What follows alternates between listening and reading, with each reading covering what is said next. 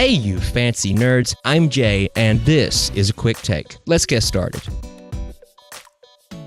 In honor of the recent trailer for DC's upcoming 2019 movie Shazam, I thought that it would be a great time to answer some questions. Why are there two Captain Marvels? Why did DC's Captain Marvel have his name changed to Shazam? Or Shazzy, if you're nasty. And finally, why did neither of them ever get promoted to Major Marvel? Let's find out. So in 1938, we got Action Comics #1, and everyone got their first look at Superman. Soon after his first appearance, there was a slew of knockoff characters introduced into the market. By 1939, National Comics, which would more or less eventually become DC Comics, was having a lot of success with Superman and Batman, and so Fawcett Comics, seeing that success, created their own hero called Captain Marvel. He was created in late 1939 by Bill Parker and C.C. Beck and debuted in Whiz Comics #2. Captain Marvel was secretly Billy Batson, an orphan who met a wizard and was granted the powers of the gods every time he spoke the word Shazam. Upon speaking this magic word, he would become a full-grown adult in a costume. Don't know where the costume comes from, but he would acquire the powers of super speed, flight, and superhuman strength,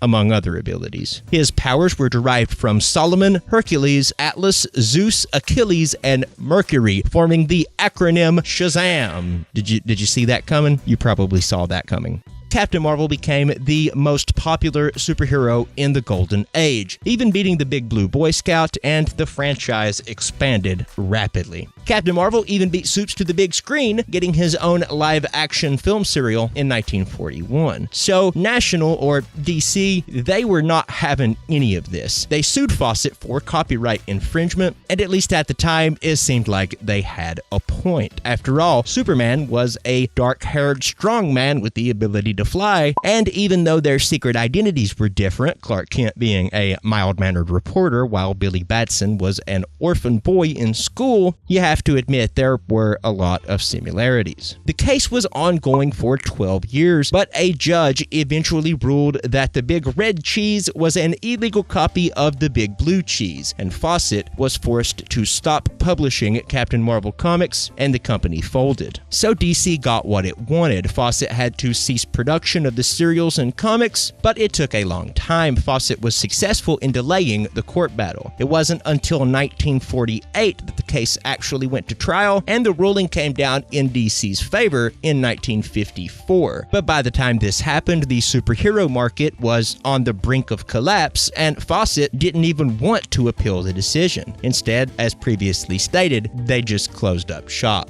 And so Superman continued without any competition whatsoever. If you'll remember, we discussed previously in this video that while all other superheroes fell out of favor after World War II, Superman, Batman, and Wonder Woman did continue in their own solo series. DC would eventually buy Fawcett Comics along with Billy Batson, Captain Marvel, and all of its intellectual property. And so the 1960s came along, and with it the Silver Age and a resurgence in the popularity of superheroes. And so along comes Marvel Comics with Mar-Vell. That was his name, seriously.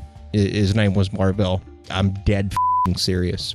Dead f***ing serious. The name Captain Marvel, or more accurately, the trademark needed to name a comic book using the name Captain Marvel, was sitting around unused, and Marvel Comics thought, I'll have me some of that, thank you very much. And so Captain Marvel, Mar-Vell, was created by writer-editor Stan Lee and designed by artist Gene Colan, and first appeared in Marvel Superheroes #12 in December of 1967. And so when DC Comics wanted to bring back their Captain Marvel, that put them in a bind. Marvel Comics had the trademark on a comic book named Captain Marvel, and so DC named the comic Shazam off of the magic word that Billy Batson uses to transform into Captain Marvel. He was still called Captain Marvel inside the books at first, but after the New 52 reboot, DC gave up the ghost on the Captain Marvel name, and Shazam was simply called Shazam. In Marvel Superheroes #13 in March of 1968, we were introduced to Carol Danvers, Danvers, then called Miss Marvel. She would get her own line of comics, starting with Miss Marvel #1, cover dated January 1977. And she would eventually take on the name Captain Marvel. And so the Captain Marvel movie that is coming out in 2019 from Marvel Comics features Carol Danvers as Captain Marvel, not to be confused with the Shazam movie from DC Comics coming out in the same year that was previously mentioned. But Marvel and Carol Danvers, that is a story for another time. After all, this is supposed to be a quick take.